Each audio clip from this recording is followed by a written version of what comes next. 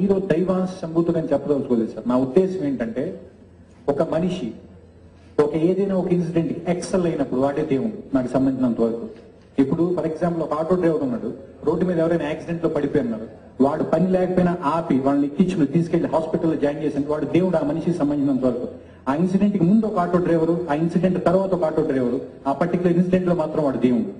అలాగే సీతారామరాజు అనే taxi driver, Rajasthan లో ట్యాక్సీ డ్రైవరు, హైదరాబాద్ లో ట్యాక్సీ డ్రైవరు, పాలి అనే విలేజ్ లో మాత్రమే దేవుడు. ఆ విలేజ్ నుంచి బయటకు వచ్చేసిన అగైన్ ఈజ్ ట్యాక్సీ డ్రైవర్. అది నా ఉద్దేశం.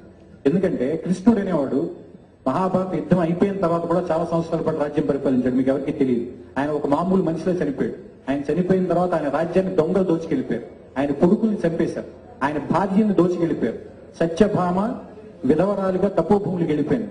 రుక్మిణి సతీసాగమనం చేసింది. ఈ విషయాలు మనకు ఎవరికి తెలియదు. ఎందుకంటే అప్పుడు కృష్ణుడు ఒక నార్మల్ యాదవ కింగ్. దానికి ముందు మాత్రమే భగవద్గీత చెప్పిన కృష్ణుడే మనకు కావాలి. ఎందుకంటే అతను అప్పుడు మాత్రమే దేవుడు.